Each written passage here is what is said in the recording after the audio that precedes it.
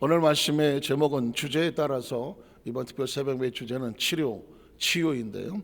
오늘 말씀의 제목은 이렇습니다. 한번 따라하실까요? 치료의 약속을 완성하신 예수 그리스도. 치료의 약속을 완성하신 예수 그리스도. 치료는 누가 약속을 했나요? 어제 말씀에 출애굽기 15장에 하나님이 약속하셨습니다. 사실은 창조주가 생명의 원천이고 생명의 원천만이 생명을 치유할 수가 있습니다. 그러니까 생명치유란 단어는 하나님만이 하시는 것입니다. 생명은 공급되는 것입니다. 공급이 차단되기 때문에 우리 가운데 사실 죄와 저주와 절망이 들어오고 생명이 단절될 수밖에 없는 것이죠. 그런데 하나님께서 약속을 하십니다. 네가 나의 규례와 율례와 법도와 의를 행하면 내가 애굽 사람에게 내렸던 그 모든 질병의 하나도 너희에게 내리지 않게 하리라고 말했습니다. 그러니까 이게 분명히 복된 소식인데 우리로서는 당황하지 않을 수밖에 없는, 아니 이거 어떡하지? 우리가 법도와 율례와 규례를 완벽하게 행하고 우리가 의롭습니다. 하나님 그러니까 우리를 약속대로 치료해 주세요 라고 말하려고 하니까 우리가 얼마나 불의합니까? 우리가 얼마나 불순종합니까? 우리가 얼마나 부족합니까? 하나님의 기준에서 보면. 그러니까 감히 용기가 나지 않고 기도를 해도 자신이 없는 거죠. 그런데 여러분 성경에 보면 그 약속을 이스라엘 백성들이 지키지를 못합니다. 구약의 성경의 내용을 보면 이 약속을 지키지 못하는 이스라엘 백성, 마치 아주 죄송한 표현이지만 고양이 새끼들을 풀어놨더니 한 놈은 저리 가고 한 놈은 저리 가고 이놈 잡아놓으면 저놈이 도망가고, 그래서 막 하나님이 막 이 백성을 어떻게든지 계명과 율례와 법도를 지키게 해보려고 여러 가지 방법을 다 써봅니다. 차라리 한 방에 끝내면 좋은데 하나님은 아무 의미 없이 로봇처럼 상대하고 싶지가 않으니까 마음을 달라고 말하는 거예요. 마음을 내놔라. 난 너희에게 마음을 원한다. 이스라엘 백성들의 마음은 끊임없이 세상에 뭐 이리 갔다 저리 갔다, 아주 조심스러운 표현이지만 고멜이라고 하는 표현을 드리면 이건 바람난 여인과 같은 거니. 바람난 여인과 같다. 잡아놓으면 나가고 하나님이 그냥 이스라엘 백성들에게 실망과 절망과 좌절의 마음속에 내가 이 백성을 어떻게 하면 좋겠느냐고 가슴을 치는 한이 이제 구약 성경이거든요. 그래서 예레미야 31장에 보면 안 되겠다. 새로운 언약이 필요하다는, 옛 언약으로는 이 백성을 건질 수가 없으니 새로운 언약을 주겠다. 그 새 언약은 나의 종으로 말미암아 새롭게 약속을 이룰 것이다 해서 그 약속의 주인공이 누구냐? 메시아거든요. 이스라엘 백성은 지금도 메시아를 기다리고 있는 것이거든요. 그 메시아가 누구인가? 시작 성경에 오면 예수께서 메시아를 선포하는데, 메시아를 선포하는 것 중에 가장 중요한 것은 율법의 완성자. 오늘 성경을 볼까요? 마태복음 5장 17절에 보면 17절이에요. 굉장히 제가 공기가 굉장히 탁한 것 같아요. 제가 조금 탁한 게 아니라 히터를 엄청 틀어놓은 거죠 지금. 마태 5장 17절을 보면 내가 누군가요? 예수님이 율법이나 선지자는 구약이거든요. 아까 말한 것처럼 율법은 모세의 오경을 말하고 선지자는 선지서를 말하는 거거든요. 선지서를 외친 것을 폐하려 온 줄로 생각하지 말라. 유대인들에게 나는 너희가 믿고 있는 구약 성경을 완전히 부인하고 그거 필요 없어 하고 무시하려고 온 것이 아니다. 율법과 선지자를 뭐하게 하려 온 거예요? 완전하게 하려 온 거죠. 완전하게. 이 이야기는 뭐냐면 율법을 완성하러 온 것입니다. 율법을 완성한다는 게 무슨 말일까?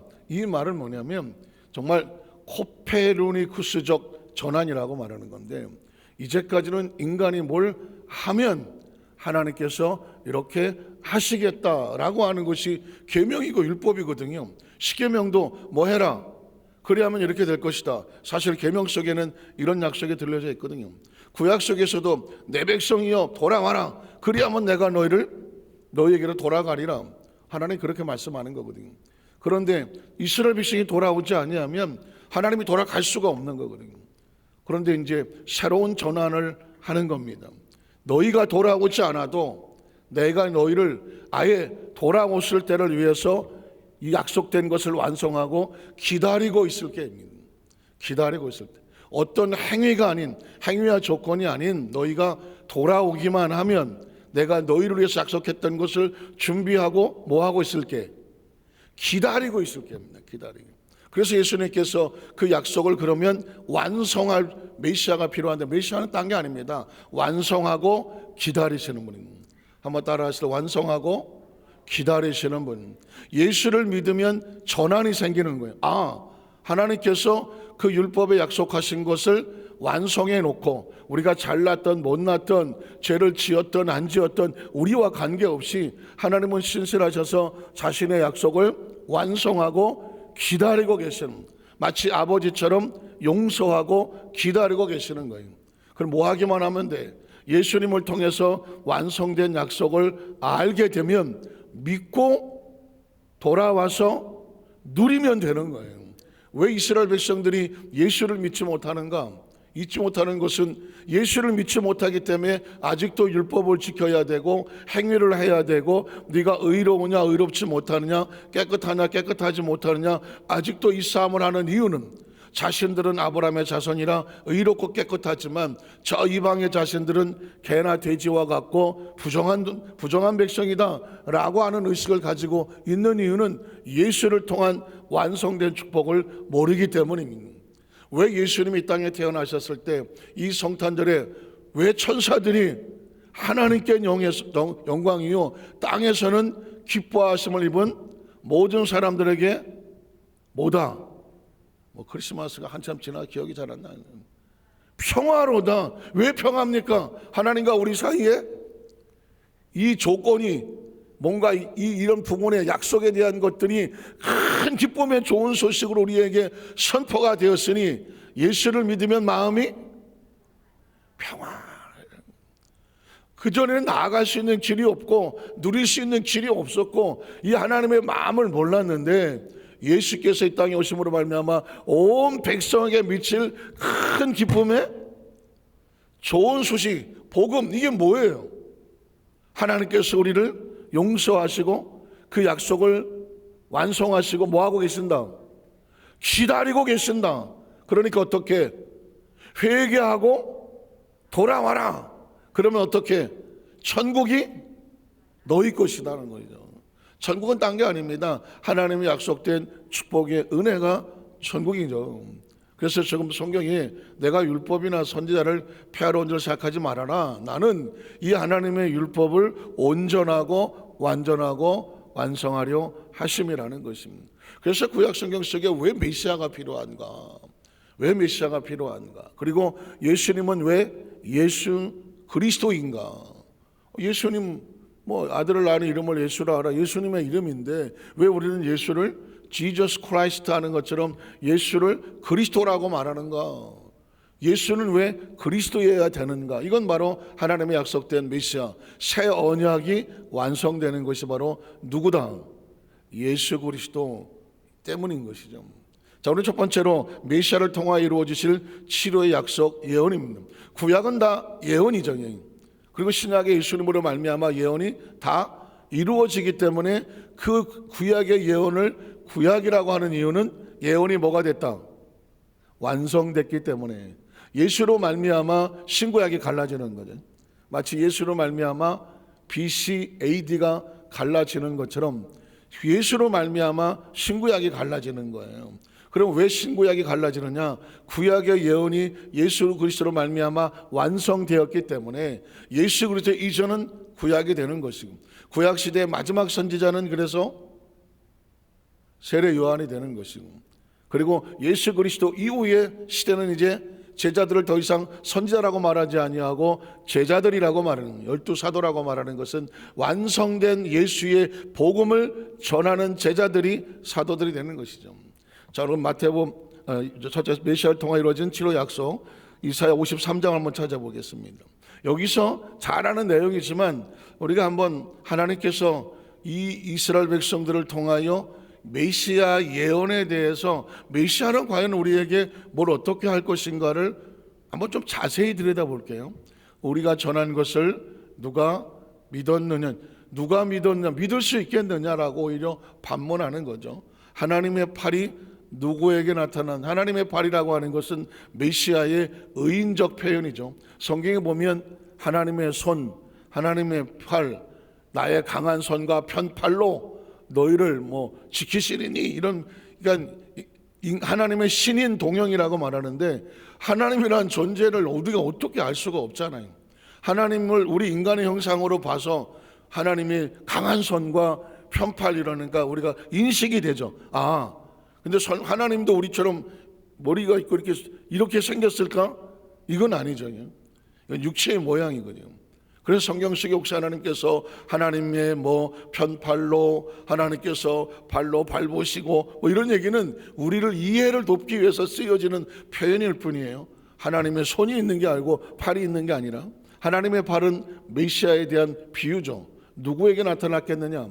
그 다음 절에 보면 그는, 메시아가 오면 주는 하나님 앞에서 자라나기를 연한 순간 같고, 그러니까 이 이야기는 뭐냐면 메시아가 화려하고 지금도 유대인들이 기다리는 것처럼 황금 마차와 무슨 천사들을 동원하는 이러고 와야 우리가 메시아다 이럴 줄 아는 사람들에게 허를 찌르는 거죠.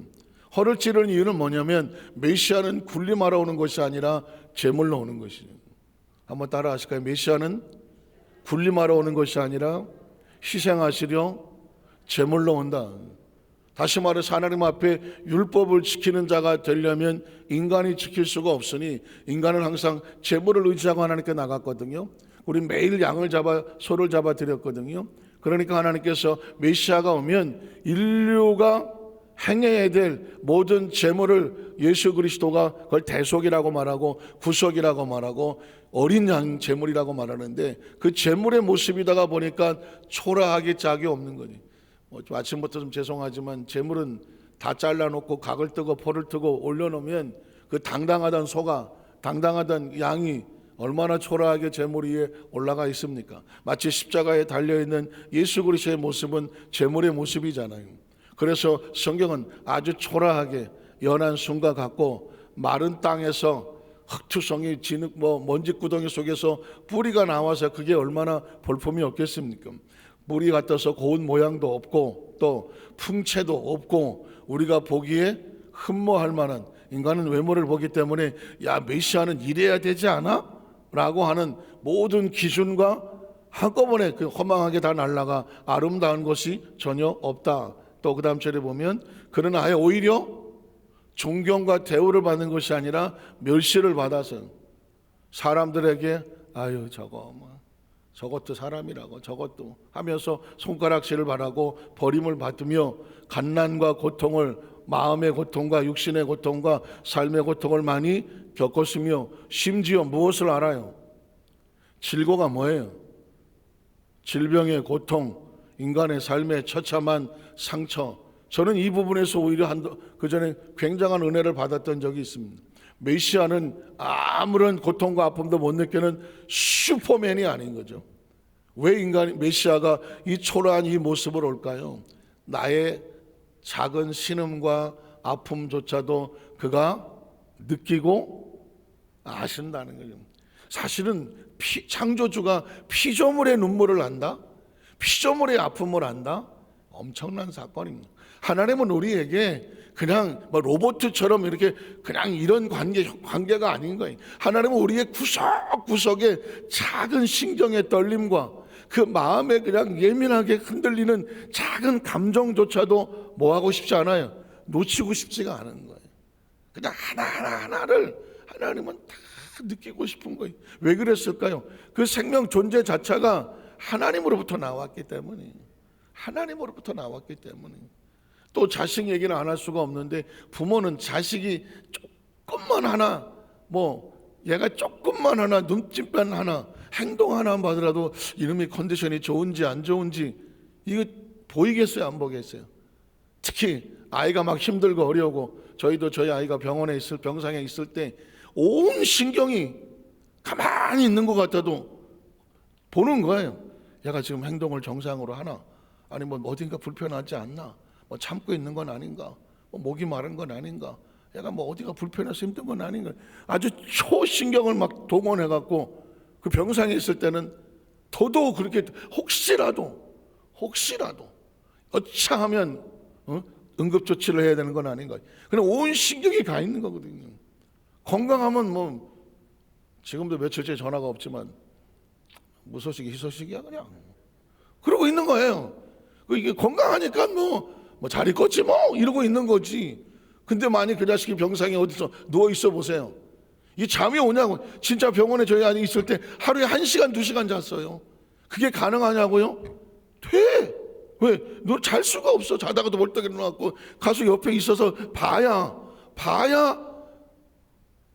이게 마음이 편하니까. 안 보면 누워 잘 수가 없으니까. 전 이런 걸 보면서 하나님은 우리의 질고를 아신다는 거에 대해서 눈물을 안 흘릴 수가 없는 거예요. 그러니까 오죽하면 내가 너의 머리털까지도 샌다고 얘기를 하는 거는 그냥 뭐 수사적인 표현이 아니라 성경 속에 하나님의 심령을 보면은요, 우리가 마음이 불안하고 초조하고 뭔가 염려하고 근심하고 그러면 하나님이 편하지를 못해. 오죽하면 졸지도 아니고 주무시도 아니고 마음이 안 편한. 굉장히 아주 수준 높은 조건데 어떻게 이제 질고를 하는 데라 또 넘어갈게요. 마치 사람들이 그에게서 얼굴을 가리는 것 같이 멸시를 당하고 사람들이 여러분 쳐다보고 고개 돌리는 거 당해 보셨습니까? 우리도 그를 귀히 여기지 아니하였습니다. 자, 그랬더니 그런 실로 누구의 질고를 지고 우리의 질고를 지고. 사실은 이게 대속이요 구속이고 재물이거든요. 지금 재물이라는 뜻입니다. 메시아는 우리의 재물로 온다. 질고를 지고 우리의 슬픔을 당하였거늘. 제일 억울한 게 뭐예요? 우리는 생각하기를 그는 징벌을 받아서 하나님께 맞으며 고난을 당한다 했노라. 우리를 대신하여 질병과 이 고난과 아픔을 겪으신데 불구하고 저게 무슨 자를 잘못해갖고 저렇게 사람이 팔자가 힘드냐라고 조롱과 오해와 편견을 받는다는 거죠. 그 다음 절을 보면 그래서 그가 찔림은 여러분 너무 잘 아시는 거죠. 예수 그리스도의 치유를 그가 찔림은 우리의 허물 때문이고 그가 상함은 우리의 죄악 때문이다. 그가 징계를 받음으로 우리가 평화를 누리고 그가 채찍에 맞음으로 우리는 나음을 받았도다. 우리는 다 양 같아서 아까 제가 고양이 같다 했더니 고양이나 양이나 양양거리는 건 다 같아서 그릇 행하여 각자 제 길로 갔거늘 하나님께서는 우리 모두의 죄악을 그에게 담당시키셨다는 것입니다. 제가 아까 코페르니쿠스적 전환이라고 말했는데 뭐 그 시대에 지동설이 있고 천동설 뭐 다 아시는 얘기잖아요. 예전에 막 교황이 난리를 칠 때 그때 성경을 중심으로 해서 지구는 가만히 있는데 우주가 돈다, 하늘이 돈다라 그랬거든요. 아니 지구가 돈다는 생각을 해본 적이 없는 거예요. 누가 지구가 도는 줄 알겠습니까? 여러분 보세요. 태양이 떴다 뭐 졌다 이렇게 얘기하지 지구가 돌았다 안 돌았다 이렇게 얘기한 사람이 없잖아요. 오늘도 뭐 태양이 떠올랐다가 뭐 서편으로 치는 이렇게 얘기하잖아요. 그렇지만 그러니까 지구는 가만히 있는데 지들이 도는 거야 이렇게 생각하는 게 천동설 아닙니까? 근데 이 천체학들이 가만히 별자리 연구하다 보니까 이게 하늘이 도는 게 아니라 뭐가 돌아? 지구가 돌아. 지구가 코페르니쿠스가 지구가 돈다 지동설 했다가 저 터지고 그냥 교황이 막 안 된다고 막 말하고 성경을 없는 얘기라고 막 갖다가 들이대고 하니까 그때 이제 갈릴레오가 이제 또 이 지동설을 주장하다가 끌려갔습니다. 그때 너 한 번만 더 하면 죽여버린다 그러니까 알았다고 그냥 지구 안 돈다고 하늘이 도는 거라고 겨우 풀려 나오면서 하는 말이 뭐예요? 그래도 지구는 돈다. 당신이 아무리 어쩌고 저쩌고 하고 내가 안 돈다고 그래봤자 지구는 돈다. 그게 저 유명한 천동설을 대항했던 코페르니쿠스. 그래서 어떤 것에 반대적인 것에 대해서 어떤 거 할 때 코페르니쿠스적 전환과 변환이란 말을 쓰거든요. 어제 여러분 설교는 코페르니쿠스적 전환이었습니다. 2023년 2월 7일을 잊어버리지 마시는. 왜냐하면 보십시오. 여기까지는 알았어요. 예수님이 우리 재물을 다 담당시키셨도다 까지는 알았어. 그랬는데 어제 제가 말씀을 드렸잖아요. 그 율례와 법도와 우리가 지킬 수 없는 이거를 예수님 앞에 그 재물에 담당시킨 이유가 뭐예요? 이거 다 끝났으니까 예수님이 지켜주심으로 율례와 법도를 다 지키고 순종하고 의를 행해 주셨으므로 우리가 하나님의 약속된 치유의 복을 받으려면 우리가 규례를 지키고 율례를 지키고 내가 의를 행하고 내가 순종했습니다, 하나님 나를 고쳐주세요가 아니라 뭐만 있으면 돼? 예수님만 있으면 되는 거잖아요. 그래서 주 예수를 믿으라, 그래야만 너와 내 집이 구원을 얻는다는 건 뭐냐면 예수님이 다 담당해 놨어. 예수님이 예약을 다 해놨다니까. 예수님이 부킹을 끝냈다니까. 예수님이 값을 지불해 놓았다니까요. 그러니까 어떻게? 너희가 죄에서 자유하고, 믿으십니까? 죄에서 자유하고, 저주에서 자유하고, 가난에서 자유하고, 사망에서 자유, 심지어 사망도 들어가서 그 사망에 들어가서 사망을 깨뜨리고 부활절을 지키는 이유가 뭐야? 사망의 권세를 예수님이 깨뜨려 놓았으니까 너희는 사망에 갇히지 마라. 내가 사망에서 나와서 너희를 그 하나님의 나라로 옮겨 놓았다. 세상의 나라에서 하나님의 나라로, 사망에서 하나님 나라로 옮겨 놓았으니 너희는 사망에 갇힐 자가 아니라 그 안에서 나와서 천국에서 자유할 자다. 종의 자식이 아니라 주인의 자식이다. 종의 자식은 누리지 못하지만, 어머니가 종이고 아버지가 종이라 누리지 못하지만, 주인의 자식은 아버지가 주인이고 어머니가 주인이니까 그 집안의 것을 아버지 어머니와 같이 누리는 게 누구야? 주인의 자식이라는 겁니다. 예수를 믿었다는 것은 종교가 아니고 무슨 뭐 착하게 살고 선하게 살고, 물론 그래서 당연히 그렇게 살아야지만 주인의 자식이 되니까, 그러니까 주인의 자녀답게 살아가는 게 그게 순종이고 의로워지고 깨끗해지고 계명을 지키는 자가 되는 거예요. 제가 말씀을 정리할 수밖에 없는데, 그래서 마태복음 8장 4장 이하의 사역들도 전부 다 예수님이 다 이루려 하심이더라. 예수님의 사역은 예수님이 어떻게 이 치유 사역을 완성했는지를 보여주는 내용이 복음서 내용이에요. 한마디로 다 뭐 내용은 많지만 결론은 하나야. 이루셨다. 믿으십니까? 이루셨다야. 율법의 완성을 이뤘다는 얘기는 뭐예요? 우리가 하시는 모든 것들 예수님이 지불해 놓았으니까 예수를 믿으면 어떻게? 너희가 그 지불된 약속 안의 내용을, 계약 안의 내용을 알고 보고 꿈꾸고 믿음으로 선포하고 기도하고 기대하고 뭐 해라? 기다려라 해요. 크리스찬은 그러므로 어떻게 종의 자식으로 어떻게 끼어들어가나 하는 것이 아니라 주인의 자식으로 그 주인 아버지와 주인과 함께 약속된 것을 누리는 자가 되라는 겁니다. 그게 크리스찬들에게 주어진 축복의 내용입니다. 그래서 제가 어저께 이후에 저와 여러분의 코페르니쿠스 발상의 전환이라고 말하는 것은 이제 우리는 예수님이 지불해 놓으신 것, 잘 아는 내용이지만 한 번 더 확신하고 정리하는 거예요. 지불해 놓으신 것을 알고 찾아서 믿고 누리라고 하는 것이 하나님의 뜻입니다. 믿으십니까?